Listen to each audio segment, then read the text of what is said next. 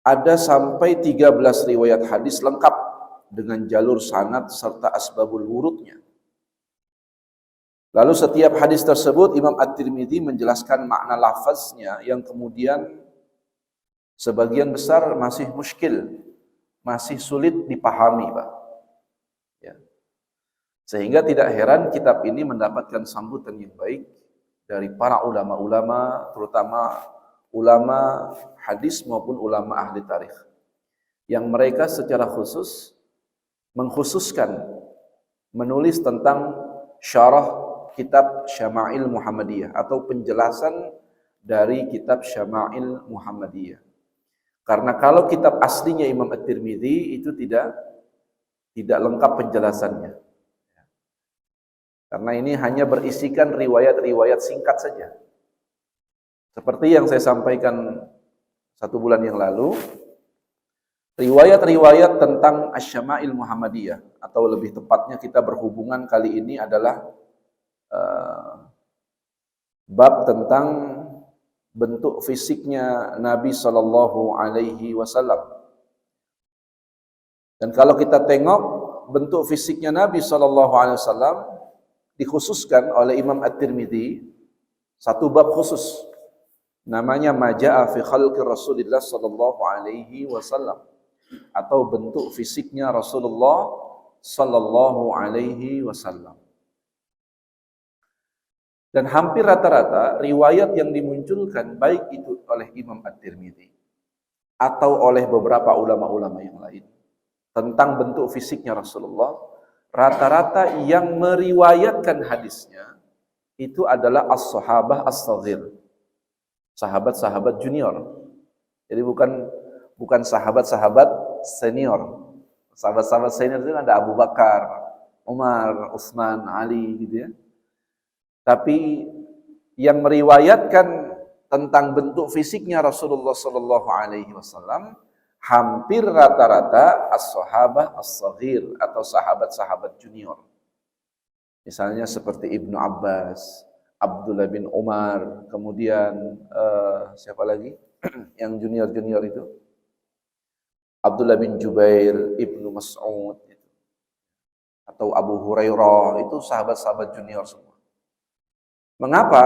Kata para ulama, karena hampir rata-rata sahabat-sahabat senior itu tidak ada yang berani menatap langsung wajah Rasulullah Sallallahu Alaihi Wasallam. Karena apa, Pak? Karena saking agungnya wajah Rasulullah SAW, saking berwibawanya wajah Rasulullah, sehingga para sahabat-sahabat kabir, sahabat-sahabat yang senior itu tidak berani menatap wajah Rasulullah. Sama saja misalnya kita kalau jumpa dengan orang yang begitu kita agungkan, begitu kita tokohkan, rasanya kalau kita bertatap mata dengan dia tidak kuat lama-lama kita, betul Pak ya? Saking apa? Saking ta'ziman wa takriman kepadanya. Saking kita menghormati beliau. Begitupun para sahabat Nabi, sehingga ketika ini terjadi, maka hampir tidak ada satupun riwayat, hanya ada beberapa riwayat saja. Sahabat senior yang meriwayatkan tentang bentuk fisiknya Rasulullah SAW. Untuk apa ini kita kaji? Ini adalah bagian ungkapan rasa mahabbah kita, rasa cinta kita kepada Rasulullah SAW.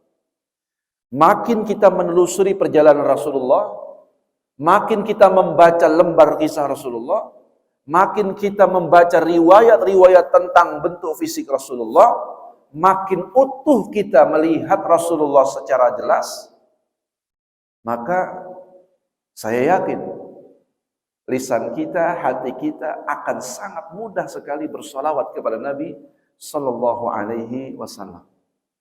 Yang membuat lisan kita ini berat bersolawat ini karena kita belum tumbuh benih-benih rasa cinta yang mendalam kepada Rasulullah Sallallahu Alaihi Wasallam. Dan cinta itu tidak terjadi secara kebetulan, tetapi ada proses-proses yang perlu kita lalui, termasuk bagaimana kita mencintai Rasulullah Sallallahu Alaihi Wasallam dengan mempelajari lembar-lembar kisah perjalanan hidup Nabi Muhammad sallallahu alaihi wasallam. Baik. Bab majaa fi khalqi Rasulullah sallallahu alaihi wasallam, tentang bentuk fisik Rasulullah. Kesempatan yang lalu saya sudah sampaikan dari sekian banyak riwayat yang utuh, riwayatnya Ummu Ma'bad unggul dibandingkan riwayat-riwayat yang lain ketika menjelaskan bentuk fisik Rasulullah. Padahal Ummu Ma'bad ini bukan anak muda, bahkan bisa kategorikan seorang nenek-nenek, sudah tua. Melihat Rasulullah SAW yang saat itu berjalan hijrah dari Mekah ke Madinah bersama sahabat mulia Abu Bakar radhiyallahu an, sampai-sampai Ummu Ma'bad menjelaskan bahwa Rasulullah itu orang yang sangat sempurna perangainya, wajahnya. Saat itu padahal Ummu Ma'bad belum masuk Islam. Ummu Ma'bad saat itu bahkan belum tahu kalau yang ada di hadapannya itu adalah seorang Rasul. Bahkan seorang Rasul yang sedang dicari-cari oleh orang-orang Mekah saat itu, ya, pada saat hijrah itu. Maka riwayat Ummu Ma'bad ini kadang-kadang sering menjadi acuan, ya, kepada para ulama ahli tarikh yang menjelaskan tentang sejarah Nabi, bagaimana sebenarnya bentuk fisik Rasulullah. Untuk apa ini kita lakukan? Karena istilah tak kenal maka tak sayang itu biasanya memang sering terjadi, Pak. Makin kita kenal Rasulullah secara utuh dari ujung rambut sampai ujung kaki, itu pun, Pak, sekalipun sudah puluhan riwayat hadis yang menjelaskan tentang bentuk fisik Rasulullah, belum tentu 100% sempurna sebagaimana yang aslinya. Kenapa? Karena balik lagi, keterbatasan para sahabat Nabi menjelaskan kesempurnaan bentuk fisik Rasulullah. Nah, pada kesempatan yang lalu saya sudah sampaikan bab khusus, ya Pak ya. Bab khusus berkaitan tentang bentuk fisik dari rambutnya terlebih dahulu. Ini di hadis nomor 3 ya. Di hadis nomor 3. Sami'tul Bara ibnu Azib yaqul, kana Rasulullah sallallahu alaihi wasallam rajulan marbu'an ba'ida ma bainal mankibain, azimal jummatin ila shahmatin, udhunainin yusra alaihi hullatun hamra, ma ra'aitu syai'an qattu ahsana minhu. Ya. Aku mendengar Al-Barra bin Azib berkata, Rasulullah sallallahu alaihi wasallam, kali ini yang meriwayatkan Al-Barra bin Azib. Al-Barra bin Azib juga sahabat junior, bukan sahabat senior. Rasulullah adalah seorang laki-laki yang tegap, kedua pundaknya lebar. Lebar Pak ya? Di pundaknya lebar. Jadi Nabi tidak bungkuk, tidak.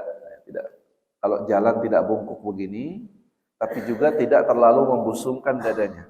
Paham ya? Kalau duduk pun juga begitu. Nabi tidak bungkuk, tapi juga tidak terlalu membusungkan dadanya. Ya, tegap saja begini. Enak dilihat tuh, Rasulullah sallallahu alaihi wasallam. Kemudian pundaknya lebar. Nanti seberapa lebarnya dijelaskan oleh beberapa ulama. Jumatnya sampai ke syammat. Nah, ini kaitannya dengan rambut, Pak ya. Kemarin sudah kita jelaskan. Beliau pernah mengenakan pakaian merah. Tapi merahnya bukan seperti pesulap merah, Pak ya. Merah yang pesulap merah itu justru merah yang dibenci Nabi. Karena nanti dalam riwayat hadis lain, Rasulullah melarang laki-laki menggunakan pakaian berwarna merah. Jangan kita ikut-ikutan aja. Mentang-mentang ini viral, main pakai aja semua pakai baju merah. Padahal baju merah itu adalah baju yang tidak disukai Nabi. Tapi merahnya merah yang pekat, merah yang menyengat.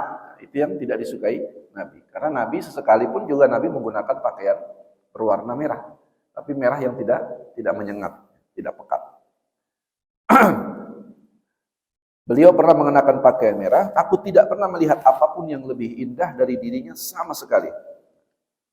Maka dari sini disimpulkan oleh Syekh Abdul Razak dalam kitab Syarah Syama'il Muhammadiyah. Setidaknya bentuk ukuran rambut, fashion rambutnya Nabi SAW itu ada 3 jenis. Kemarin sudah kita bahas.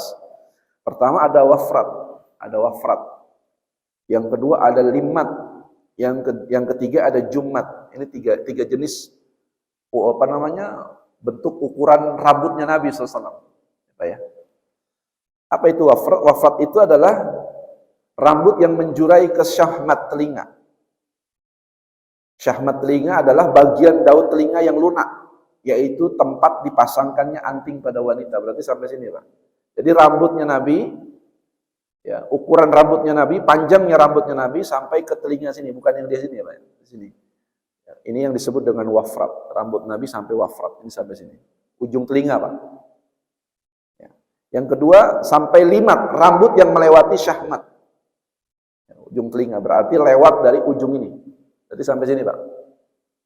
Lewat dari ujung. Baik sampai ke pundak atau tidak. Jadi bisa lewat sampai sini, bisa sampai sini, nempel sini, pundak. Atau jumat, rambut yang menjurai sampai menyentuh pundak. Nah, kalau jumat itu sudah nempel di sini. Ini gondrong. Gitu ya. Gondrong. Kayak Habib Bahar itu ya, gondrong. Segini tuh. Nah, pertanyaannya kemarin kita sudah bahas, apakah mengikuti ukuran rambut Nabi SAW itu berpahala? Ya, ini dijelaskan langsung oleh mantan mufti agung Mesir. Namanya Syekh Ali Al-Jum'ah mengatakan, memanjangkan rambut Nabi, memanjangkan rambut seseorang bukanlah bagian daripada sunnah yang berpahala bagi muslim. Paham sampai sini, Pak? Jadi kalau mau dipanjangkan tidak terlarang. Tidak terlarang, Pak, ya, tetapi tidak berpahala. Artinya kategorinya mubah saja, boleh saja. Hanya kata para ulama bergantung lingkungan yang ada di sekitarnya. Maksudnya kebiasaan masyarakatnya. Kalau kebiasaan masyarakatnya itu pendek seperti kita ini, Pak. Ya, karena Nabi juga kan mencontohkan, ada yang rambutnya setengah kuping, ada yang di ujung, ada yang sampai pundak itu, ya. Artinya mau pendek, mau panjang, bergantung pada kebiasaan masyarakat. Jadi nggak tepat kalau ada orang manjangin rambut, kemudian gembar-gembor nunjukin bahwa ini sunnah Nabi, ini sunnah Nabi. Nggak tepat, Pak. Apalagi di tengah komunitas yang semuanya rambutnya pendek. Bahkan kata para ulama, kalau di sekitarnya rambutnya pendek, maka seharusnya kita pendek. Gitu. Jangan sampai yang rambutnya pendek itu nanti membuli yang rambut panjang. Dengan bulian apa, Pak? Dipanggil dengan nama Santi. Santi sini. Gitu. Nah, itu sudah, kategorinya sudah menyerupai kaum wanita. Ini tidak boleh. Ini terlaknat nanti malah kategorinya. Kalau sampai ada orang rame-rame ngatain dia perempuan, nah, nanti kategorinya sudah sampai kategori menyerupai, Pak. Nah, menyerupai wanita. Tapi kalau nggak ada yang menyebut, ya nggak apa-apa. Artinya lingkungannya aman-aman aja, nyaman saja dengan dia rambutnya panjang misalnya. Tentu rambut panjang itu yang dicontohkan Nabi cuma hanya sebatas pundak saja. Tidak boleh sampai lebih dari pundak. Sebab kalau lebih dari pundak sudah pasti menyerupai perempuan, Pak. Sudah pasti menyerupai perempuan. Ya, kalau menyerupai perempuan, nah, hadisnya beda lagi nanti. Ya, hadisnya beda lagi. Karena Rasulullah SAW itu melaknat kaum wanita, kaum laki-laki yang menyerupai wanita, wanita yang menyerupai laki-laki. Rambut itu perlu dirawat tidak, Pak? Perlu. Karena Nabi SAW mengatakan di dalam satu hadisnya, man kana lahu sya'run falyakrimhu. Siapa saja yang mempunyai rambut, Pak ya, enggak punya rambut enggak masuk yang disebut nama hadis Nabi. Siapa saja yang mempunyai rambut, hendaklah dia memuliakannya dengan cara merawatnya. Bagaimana cara merawatnya? Ya, dirapikan setiap keluar rumah. Orang melihat rambut kita dalam kondisi yang rapi, itu bagian dari cara kita merawat amanah yang Allah berikan kepada kita. Jangan keluar habis dijemput-jemput sama bininya, main keluar rumah ketemu temennya lagi. Wah, habis ribut nih kayaknya sama bininya. Repot yang begitu. Dia tidak bisa menghargai rambut sebagai anugerah yang Allah berikan kepadanya. Ini urusan rambut aja, Nabi sangat memuliakan. Bagaimana dengan nyawa orang, Pak?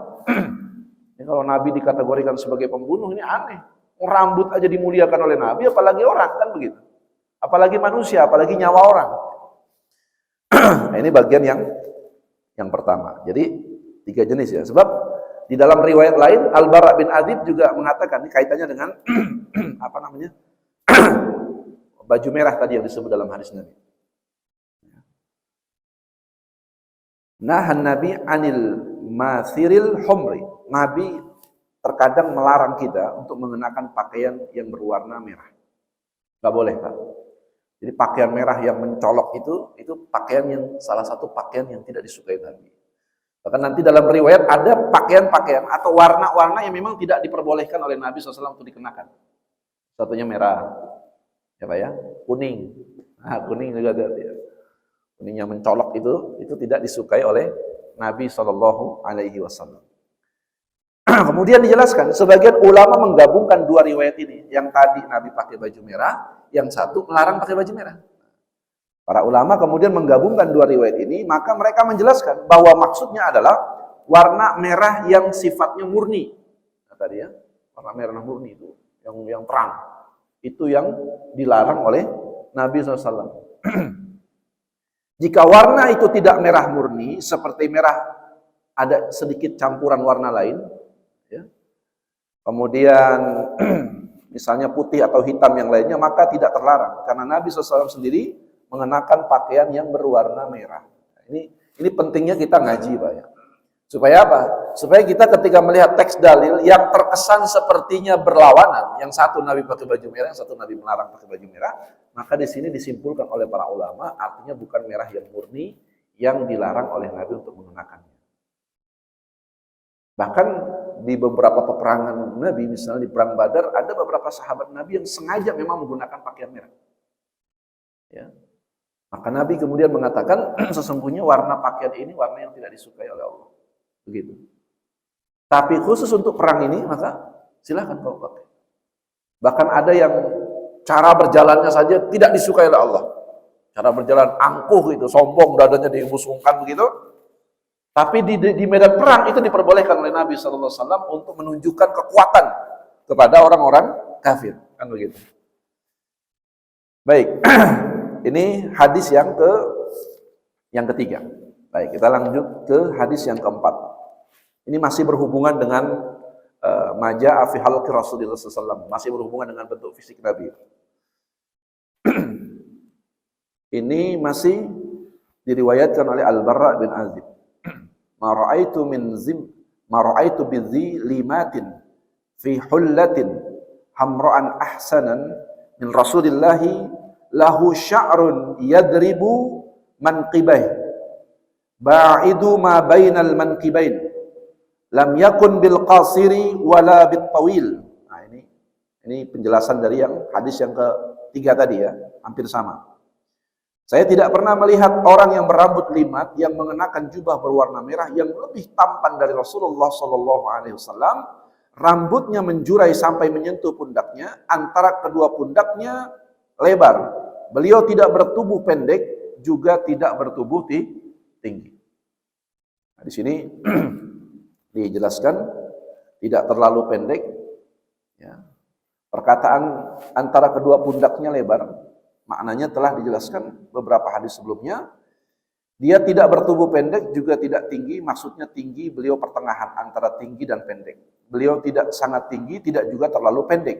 Tetapi tingginya pertengahan antara keduanya. Sebenarnya beliau agak tinggi. Jadi kesimpulannya, Rasulullah pendek atau tinggi, kalau dia berdiri bersama dengan orang pendek, dia tidak pendek. Ya, dia kelihatan tinggi maksudnya. Kalau dia berdiri dengan orang yang tinggi, ya, dia tidak terlihat pendek. Tapi dominannya tinggi. Gitu. Dominannya tinggi Rasulullah. Jadi bukan pendek, tapi tinggi. Mungkin kalau di Asia, tingginya orang Asia dengan tingginya orang Barat agak beda Pak ya. Kata orang Asia ini tinggi. Gitu. Tapi kata orang Barat, enggak, ini pendek. Gitu. Nah, di mana posisi Rasulullah? Tengah-tengah. Makanya kenapa Allah pilih Nabi itu dari Arab, Selain karena itu merupakan hak prerogatif Allah, tentu itu hak prerogatif Allah. Allah mau turunkan Rasul dimanapun itu hak prerogatif Allah. Tapi lebih dari itu, bentuk fisik sebagai pemimpin tertinggi di dunia saat itu, Rasulullah, pemimpin umat, ya, maka harus dipilih di tempat yang secara bentuk fisiknya itu proporsional. Nah, Arab itu dipilih oleh Allah Subhanahu wa taala selain banyak hikmah yang lain, salah satunya adalah bentuk fisiknya paling proporsional. Nah, ini belum masuk ke bentuk wajah, Pak ya. Ini baru ukuran, tinggi, rambut, apa lagi tadi kemarin? Warna kulit gitu ya. Bentuk wajah. Nah, bentuk wajahnya Rasulullah nanti dijelaskan di dalam hadis berikutnya. Terkait dengan bentuk wajah Rasulullah tidak seperti kebanyakan orang Arab. Kalau orang Arab itu kan wajahnya itu seperti pedang. Pedang tahu Pak? Agak sedikit lancip. Kalau ini begini Pak modelnya itu. Agak lancip begini. Itu orang Arab kebanyakan begitu. Tapi Rasulullah SAW itu seperti rembulan. Rembulan Pak? Ya, oval gitu. Bulat. Ya, mungkin agak mirip-mirip orang Indonesia lah. Agak mirip-mirip ya, bukan seperti orang Indonesia, bukan. Nanti orang Arab marah. Wajahnya wajah Arab, tapi bentuknya, wajahnya itu tidak seperti pedang, melainkan seperti rembulan kata Aisyah radhiyallahu anha. Ya, seperti oval begitu, bulat gitu. Nah, itu bentuk wajahnya Rasulullah SAW. Dan kata Al-Barra bin Azib itu, sampai-sampai saya tidak pernah melihat laki-laki yang paling tampan. Yang mengenakan jubah yang berwarna merah. Tidak terlalu tinggi, tidak terlalu pendek. Dengan warna kulit yang tidak terlalu putih, tidak juga terlalu kecoklatan. Jadi seperti, bahkan kata sahabat, warna kulitnya Nabi seperti warna putih yang disepuh oleh perak. Pokoknya indah, enak dipandang. Nah, gitu. Tapi tidak terlalu coklat seperti, mohon maaf, seperti kebanyakan mungkin orang-orang India. Tidak seperti coklat begitu, ya. Tapi juga tidak terlalu putih mati yang tidak enak dilihat. Tapi kata para sahabat seperti putih yang terkena sedikit sepuh perak. Gitu ya. Jadi enak wajahnya dipandang. Saya yakin bahwa Bapak mulai mengimajinasikan bentuk fisiknya Rasulullah, kita tempel sedikit-sedikit puzzle-nya sampai nanti ada kesempurnaan. Karena satu saat nanti Bapak mimpi ketemu Rasulullah, jelas bentuknya kayak begitu. Kalau menyelisihi itu berarti bukan Rasulullah, karena Rasulullah tidak mungkin diserupakan oleh syaitan. Nabi tidak bentuk fisik Nabi tidak bisa diserupakan oleh syaitan di dalam mimpi. Tapi kalau syaitan ngaku-ngaku Nabi bisa. Pakai jubah misalnya, hidungnya mancung, datang ke mimpi kita. Ana Muhammad Rasulullah. Bisa dia begitu Pak? Bisa nggak? Bisa, ngaku-ngaku namanya. Nah, tiba-tiba kita bangun, karena kita belum tahu bentuk fisiknya Rasulullah. Kita katakan, tadi malam saya mimpi ketemu Rasulullah. Tapi kalau sudah ngerti bentuk fisiknya Nabi, maka setidaknya begitu kita bangun, kita tahu, itu hanya setan yang menyerupai Rasulullah SAW. Kita beristiazah, meminta perlindungan kepada Allah Subhanahu wa taala. Para jamaah sekalian yang dimuliakan Allah, setelah itu kita langsung masuk di bab yang berkaitan tentang di penjelasan rincinya di hadis ke-7, Pak ya. Hadis ke-7 ini rinciannya luar biasa. Lebih rinci daripada hadis yang ketiga maupun yang keempat berkaitan tentang baik itu rambutnya, warna kulitnya, bahkan kelopak bola matanya, bahkan bentuk wajahnya. Ini saya bacakan terjemahnya karena hadis cukup panjang. Rasulullah SAW itu tidak berpostur tinggi, tidak berpostur sangat tinggi, juga tidak terlalu pendek. Tingginya rata-rata di antara. Nah, ini hadis ini yang langsung menceritakan adalah sahabat mulia Ali radhiyallahu anhu. Rambutnya tidak sangat keriting. Lebih rinci nih Pak, kalau tadi kan masih potongan-potongan, ini riwayat ini lebih rinci. Rambutnya tidak sangat keriting, jadi mungkin agak ikal ya. Tidak terlalu lurus, kucai, tapi juga tidak terlalu keriting. Itu bentuk fisiknya Nabi. Dan tidak juga lurus, rambutnya sedikit keriting tetapi rapih. Beliau tidak sangat gemuk. Sekarang posturnya nih Pak. Ya, ini udah main fisiknya. Postur Nabi tidak terlalu gemuk. Ya. Wajahnya tidak sangat bulat. Terlalu bulat juga tidak. Tapi wajahnya cenderung bulat. Berarti mungkin oval kali Pak ya.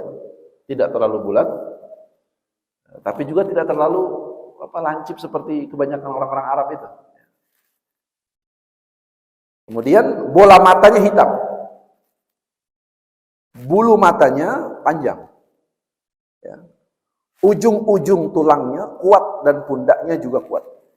Bulunya tidak banyak, tetapi tumbuh bulu di dadanya.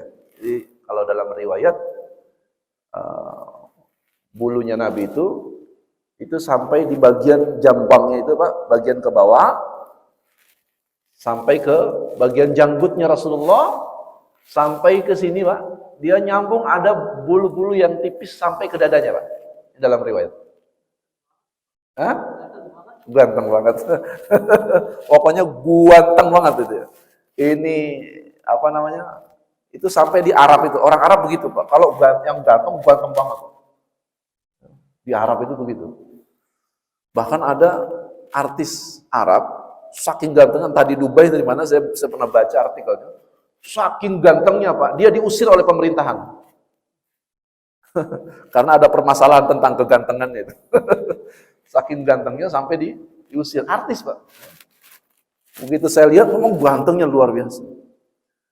Saya nggak mengatakan bahwa itu Rasulullah bentuknya seperti itu, enggak. Karena ada riwayat-riwayat yang pasti berbeda. Kalau kita baca riwayat detail, itu nggak akan sama. Walaupun kita lihat orang Arab misalnya kita searching di Google, orang Arab itu gantengnya luar biasa. Ya, kita searching tuh. Kalau gantengnya India kan beda Pak ya, dengan gantengnya Arab. Gantengnya orang Asia dengan gantengnya Arab juga beda. Artinya orang Arab itu kalau datang ke Eropa, dia masih akan orang yang paling gantengnya dia akan dikatakan ganteng. Betul nggak Pak? Ya, orang paling gantengnya di Arab. Orang Eropa yang paling gantengnya di Eropa, ketika dia jalan ke satu daerah, ke tempat, ke satu negeri, dia belum tentu disebut ganteng Pak. Tapi kalau orang Arab, dia datang ke India, dia datang ke Asia, dia kan tetap disebut ganteng, betul nggak Pak? Itulah bedanya penampilan bentuk fisik itu. Kenapa ini perlu dipelajari? Karena memang seorang pemimpin itu Pak, pemimpin, apalagi dia seorang juru dakwah, Nabi itu juru dakwah, yang mengajak umat, itu hal pertama yang dilihat oleh orang yang mendengarkan dakwah Rasulullah adalah penampilan, betul nggak Pak? Penampilan. Abdullah bin Salam itu orang Yahudi di Madinah, dia masuk Islam itu karena lihat wajah Rasulullah. Belum dakwanya belum nyampe, tapi baru melihat Rasulullah, kata Abdullah bin Salam, sesungguhnya di wajah orang ini, kata Abdullah bin Salam, tidak ada nampak air-air kedustaan, kan begitu. Jadi mukanya memang muka orang jujur, bersih Pak. Kelihatan. Nah ini bulunya Nabi dari cabang ini sampai ke janggut ini kemudian ada bulu-bulu tipis halus sampai ke dada, dan bagian dadanya ini tumbuh bulu sebagaimana kebanyakan orang Arab ya. Bulu-bulu tipis, tidak terlalu banyak ya, tapi juga tidak terlalu sedikit. Itu riwayatnya Rasulullah sallallahu alaihi wasallam. Kemudian kedua telapak tangan dan kakinya tebal dan kuat. Ini Pak, telapak tangannya dia nggak lembek begini. Itu tebal Pak. Telapak tangannya tebal. Tapi kalau orang bersalaman dengan Rasulullah SAW, itu tidak nampak kasar juga. Tapi tebal kuat. Telapak kakinya pun begitu kata Al-Bara bin Azib. Kemudian setelah itu, jika ia berjalan, maka cepat seperti sedang berjalan menuruni jalan menurun. Bapak pernah lihat orang kalau lagi jalanan turunan, bentuk badannya sama apa beda Pak? Agak begini, betul Pak ya? Tapi tidak terlalu ngedengak begini. Tapi jalannya ini mungkin menunjukkan, kalau kata para ulama, ini menunjukkan cara berjalannya Nabi, ya, menunjukkan sifat ketawaduan yang pertama, tapi juga tidak menunjukkan kelemahan ketika dia berjalan. Apa maksudnya, Pak? Tidak seperti, mohon maaf, ya, orang-orang yang terkesan sebagai ahli ibadah yang kalau jalan begini, begini, enggak, Pak. Rasulullah jalan begini. Saya sedikit kasih contoh. Ini jalan posisi postur Nabi begini, Pak. Tapi tidak terlalu begini. Ya, tapi jalannya Nabi begini. Ya, jadi maksudnya ingin menunjukkan kalau orang jalanan agak nurun begitu, Pak, kan dia pasti posisi postur berubah, Pak. Beda dengan dia nanjak. Nanjak kan dia agak mungkuk begini. Tapi kalau nurun dia pasti kan agak begini. Ini riwayat ini luar biasa, Pak. Kita kalau jadi sahabat Nabi belum tentu bisa mendeskripsikan cara berjalannya Nabi. Belum tentu. Ya, ini sahabat Nabi, Al-Bara' bin Azib, sampai menunjukkan contoh-contoh yang membuat kita yang mendengar riwayat ini, itu akan mengambil kesimpulan bahwa cara berjalannya Nabi itu tidak menunjukkan keangkuhan sombong, juga tidak menunjukkan kelemahan sebagai seorang mukmin. Apalagi jalan di hadapan orang kafir, tidak boleh menunjukkan kelemahan orang mukmin, atau menunjukkan seperti orang yang tidak makan 3 hari 3 malam gitu ya. Lemes kayak ayam sayur gitu. Jangan, Pak. Al-mu'minu qawiyyu khair wa ahabbu minal mu'minil dha'if. Mukmin yang kuat jauh lebih baik dan lebih dicintai. Jadi menunjukkan kekuatan tetapi tidak menunjukkan kesombongan. Begitu maksudnya, Pak. Urusan jalan aja ini penting, Pak. Penting urusan jalan. Karena orang itu kalau kita papasan sama orang, Pak, lewat gitu. Kan hal yang pertama dilihat itu kan lihat cara dia jalan. Terlepas cara menilainya itu bagaimana, ya itu masing-masing. Tapi orang kan pasti lihat, ini orang kalau jalannya aja tantang petenteng, gitu ya. Nah, ada itu ya, jenderal udah bunuh orang, lagi direkonstruksi saja jalannya masih begini. Ini karena ada kebiasaan susah, betul ya. Jalannya masih petantang petenteng seolah-olah masih ada ya bintang jenderalnya di pundak ya gitu ya. Emang berat, Pak. Orang tuh jalan kalau kebanyakan pangkat, cara jalannya aja beda, Pak. Rasulullah pangkatnya tinggi apa enggak, Pak? Tinggi, ya. Enggak ada yang lebih tinggi pangkatnya di dunia ini kecuali Rasulullah SAW. Tapi dari riwayat yang kita baca ini menunjukkan sekalipun setinggi apapun pangkat Rasulullah, cara berjalannya Nabi menunjukkan ketawaduannya luar biasa. Tapi juga tidak menunjukkan kelemahan sebagaimana kebanyakan orang-orang yang merasa dia ya kalau cara berjalan kadang-kadang kalau dikaitkan dengan tradisi itu jadi beda-beda, betul Pak ya? Jadi beda-beda. Kita jalan sebagaimana Rasulullah di depan orang tua.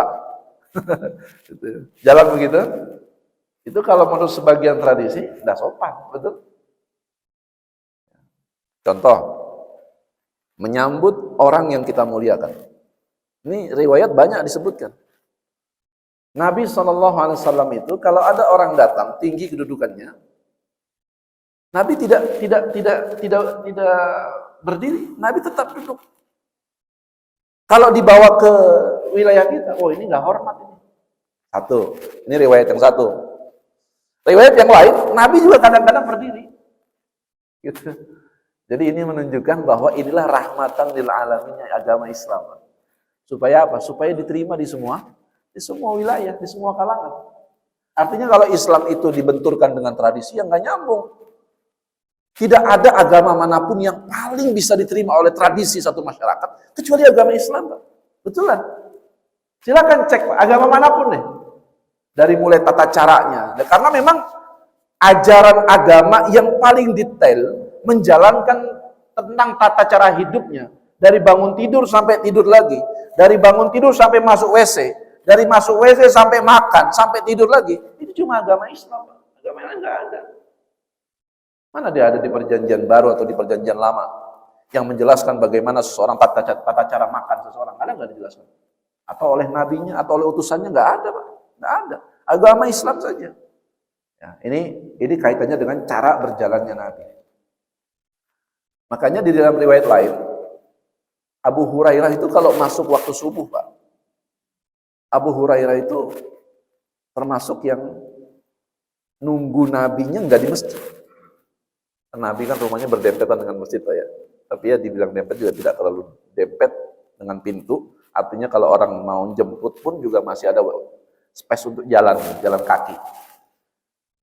Kalau sahabat Nabi mereka nunggunya di masjid. Kalau Abu Hurairah nunggunya depan pintu Pak. Depan pintu Rasulullah Pak.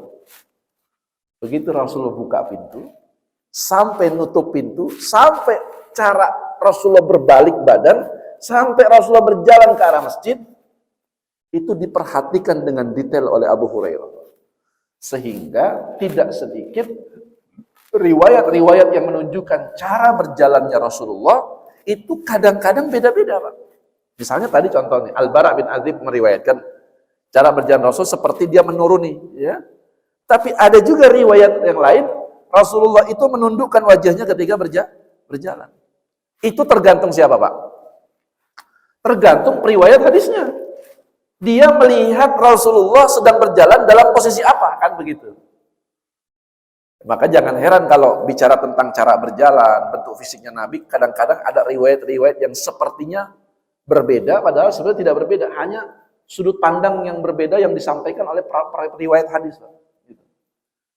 Misalnya tentang rambut Rasulullah, ada yang melihat rambut Rasulullah tadi 3 macam itu. Itu kan sebenarnya dihasilkan dari sekian banyak riwayat. Ada yang melihat Rasulullah kadang-kadang rambutnya segini, ada yang melihat kadang-kadang rambut Rasulullah di bawah telinga, kan gitu. Ada yang melihat Rasulullah rambutnya sepundak. Itu tergantung mereka melihatnya. Baik, ini cara berjalannya Nabi Shallallahu Alaihi Wasallam. Jika dia menoleh, nengok Pak, nengok. Dipanggil Pak Gofur, nengok Pak. Cara nengoknya bagaimana Rasulullah? Maka yang menoleh adalah seluruh tubuhnya. Wah, ini beda. Kalau kita dipanggil disapa, oh iya, itu, ya. Rasulullah itu kalau dipanggil, ya Rasulullah, Rasul langsung membalikan badan begini Pak. Langsung ke depan muka. Ini akhlak Nabi Sallallahu Alaihi Wasallam.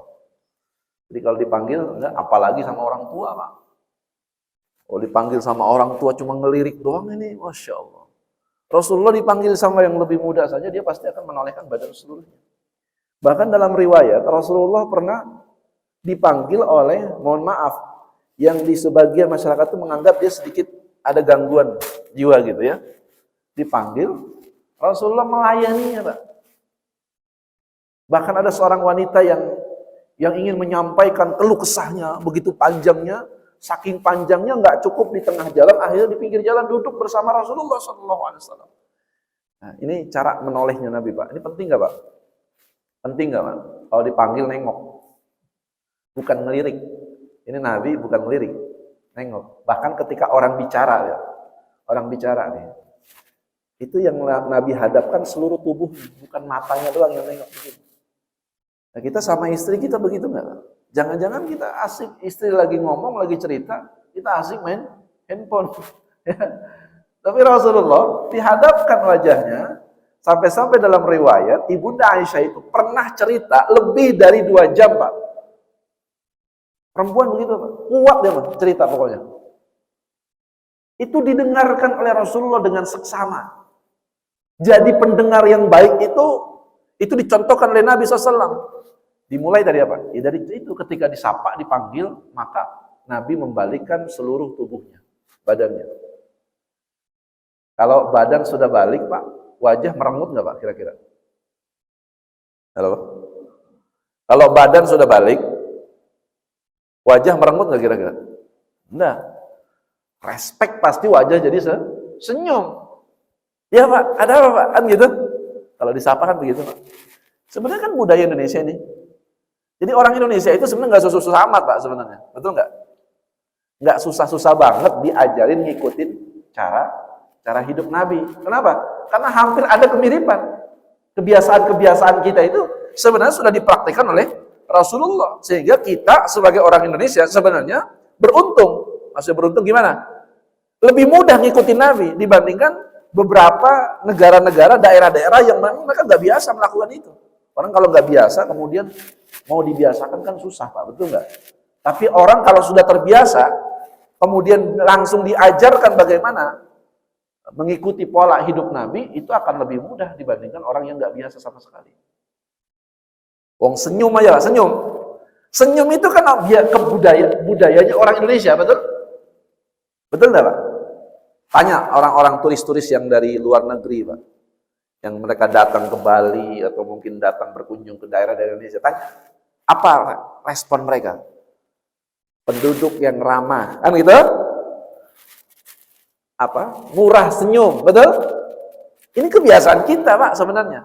Tapi itu saja orang Arab perlu diajarin, Pak, saking susahnya. Tabassumuka fi wajhika akhika shadaqah. Senyummu sama saudaramu itu sedekah. Kalau kita nggak usah diajarin juga sebenarnya udah biasa senyum. Itu mah udah reaksi spontan aja. Tapi sahabat Nabi, orang Arab itu perlu diajarin saking mereka nggak biasa senyum. Jadi mereka kalau ketemu merengut begini, Pak, ya. Kaku gitu ya. Ini kayak ada kanebo kering. Itu kalau ketemu. Makanya kalau ada kita masuk kantor lihat atasan kita mukanya kayak kanebo kering gitu. Dia nggak sesuai budaya orang Indonesia. Kalau budaya orang Indonesia ya ramah, murah senyum, betul nggak, Pak, ya? Baik, para jamaah sekalian yang dimuliakan Allah. Jika menoleh maka Nabi lontarkan seluruh tubuhnya. Di antara kedua pundaknya ada tanda kenabian. Nah, nanti ini pembahasan sebenarnya khusus. Di antara kedua pundaknya. Berarti antara sini, Pak, maaf, sini dengan sini, di tengah-tengah berarti. Ini ada semacam tanda kenabian yang besarnya seperti apel. Ini, Pak, dalam riwayat, seperti apel. Enggak segede gini, enggak. Segini nih, sekepelan gitu ya, seapel. Buah apel itu agak sedikit bening, berwarna agak hitam bebayang gitu, agak hitam bebayang, dengan kecoklatan berbayang, dan inilah yang menjadi catatan pendeta Bukhara nanti ketika Nabi masih kecil itu, yang kemudian nanti Nabi bajunya dibuka oleh pendeta Bukhara dan ternyata ada semacam stempel kenabian. Nah, ini enggak satu, Pak, yang meriwayatkan ini. Nggak mungkin mereka bersepakat untuk berdusta gitu ya, nggak mungkin. Ini banyak yang meriwayatkan ini. Mereka melihat langsung Nabi semacam ada stempel berbayang gitu, stempel kenabian, stempel kenabian. Nah, ini riwayatnya. Di antara kedua pundaknya ada tanda kenabian. Beliau adalah Nabi terakhir. Beliau adalah orang yang paling dermawan. Bahkan disebutkan banyak riwayat tentang kedermawanan Rasulullah. Beliau adalah orang yang paling jujur. Nabi orang dermawan, orang jujur. Abdurrahman bin Auf, kita sering dengar kisahnya bagaimana kedermawan Abdurrahman bin Auf. Abu Bakar kita sering dengar, betul? Umar kita sering dengar. Rasulullah, mereka tuh bisa dermawan karena melihat gurunya lebih dermawan dari mereka gitu. Paham maksudnya, Pak, ya? Iya, karena gurunya lebih dermawan dibandingkan mereka gitu. Paham sampai sini, Pak? Jadi tidaklah mereka jadi dermawan itu karena Nabi yang mengajarkan, Nabi yang mencontohkan. Kan dalam riwayat, tidaklah Nabi mengajarkan satu syariat kepada para sahabat kecuali Nabi orang pertama yang lebih dulu mengamalkannya. Itu Rasulullah. Jadi Nabi orang yang paling dermawan. Nabi juga orang yang siddiq, orang yang jujur. Perangainya sangat lembut. Lembut bukan lemah, Pak, ya. Karena sekarang agak beda tipis tuh antara lembut sama lemah. Karena beda, Pak. Makanya Umar bin Khattab itu mensyaratkan syarat jadi gubernurnya Umar bin Khattab itu ada beberapa syarat. Salah satunya adalah aku mencari seorang gubernur yang lemah lembut, ya, tapi tidak lemah. Gitu. Tegas maksudnya. Dia lembut. Dia bisa menyelesaikan banyak persoalan di tengah masyarakatnya, umatnya, tapi tidak lemah. Gitu. Nah, silakan Bapak bayang-bayangkan saja. Caranya bergaul adalah yang paling mulia. Siapa saja yang melihatnya pertama kali, pasti akan langsung merasakan karismanya. Orang pertama ngelihat, hal pertama yang muncul kesan pesan. Misalnya ada orang, Bapak ketemu sama saudara, itu ditanya lagi sama saudaranya, tadi udah ketemu sama Pak ini, udah, menurut kamu gimana Pak itu? Biasa aja sih. Gitu. Nah itu kesannya, Pak. Jangan salahkan orang untuk berkesan, tergantung Bapak memberikan kesan, kan begitu. Tapi Rasulullah SAW, ketika orang pertama kali bertemu dengan Rasulullah, ini belum kenal, belum pernah ketemu sama sekali, ketemu dengan Rasulullah, hal pertama yang mereka kesankan itu adalah wibawanya Rasulullah, karismanya Rasulullah. Itu nggak bisa direkayasa, Pak, ya, gitu-gitu tuh. Kamu harus menghormatin saya. Itu beda lagi, Pak. Itu pemaksaan untuk orang menghormati dia. Dia hormat karena takut. Gitu ya. Tapi Rasulullah enggak dipaksa mereka. Mereka berikan kesan sendiri bahwa Rasulullah orang yang sangat berkarisma ketika pertama kali orang berjumpa. Ya. Kemudian siapa saja yang bergaul dengannya dengan sungguh-sungguh, maka dia pasti akan mencintainya. Jadi kalau orang bergaul sungguh-sungguh, Pak ya, tulus, tidak punya kepentingan apapun ketika dia bergaul, selainkan mengharapkan wajah Allah, mengikatkan persahabatan, perkawanan, pertemanan, itu bukan karena satu kepentingan apapun, baik itu kepentingan dunia atau kepentingan apapun. Ya, pasti dia akan merasakan nikmatnya berkawan, bergaul dengannya. Tapi kalau cuma sekilas doang, cuma teman lewat, teman sapa, itu beda, Pak ya. Tapi kalau kita bergaul, itu dia akan merasa dengan sungguh-sungguh, maka yang muncul adalah mahabbah, cinta. Jadi nggak benar, Pak ya, kalau ada orang mengatakan begini, orang sini nih, orang-orang Betawi itu ya, ada peribahasa, lu mah jangan deket-deket dah, dekat mah bau, dengan jauh wangi. Nah, itu nggak benar. Itu perlu dikoreksi itu. Sebab orang mukmin itu makin dekat makin cinta. Paham maksudnya, Pak? Ada nggak orang yang lebih dekat dengan Rasulullah tiap hari ketemu? Ada nggak? Dekat ketemu sama Rasulullah, ada nggak? Siapa? Abu Bakar As-Siddiq. Pertanyaannya, pernah nggak kita mendengar riwayat Abu Bakar tuh ada sedikit saja nggak suka dengan Rasulullah? Ada nggak? Nggak ada. Artinya Abu Bakar sering ketemu Rasulullah, tiap hari berjumpa dengan Rasulullah, makin ketemu makin cinta. Kita makin ketemu, makin sering ketemu, makin benci, makin enak. Aduh, ada dia lagi, gua mau sholat dah. Nah, itu repot nih. Ada orang pindah sholat 4 masjid hanya gara-gara nggak suka sama seseorang, muncul kebenciannya. Ini repot nih, Pak. Hati-hati nih. Nah, ini terakhir, Pak. Maka pasti akan mencintainya, dan orang-orang yang menceritakan tentang beliau pasti akan mengatakan, aku tidaklah pernah melihat orang seperti beliau sebelum maupun setelahnya. Baik. Ini riwayat hadis yang ke-7 berkaitan tentang bentuk fisik Rasulullah, walaupun belum secara keseluruhan, Pak. Belum secara keseluruhan, tapi setidaknya kita sudah punya gambaran bagaimana bentuk fisik Nabi dari bagian atas sampai bagian bawah. Ini belum ke perut, belum perut Rasulullah. Maka mudah-mudahan dari sedikit riwayat yang dimunculkan ini memberikan inspirasi kepada kita, menambah mahabbah, rasa cinta kita kepada Rasulullah SAW, kemudian memudahkan lisan kita untuk sering-sering bersolawat, memudahkan anggota tubuh kita untuk mudah menjalankan sunnah Nabi SAW. Lebih dan kurang mohon maaf. Hadanallahu iyyakum ajma'in. Billahi taufiq wal afu minkum. Assalamualaikum warahmatullahi wabarakatuh.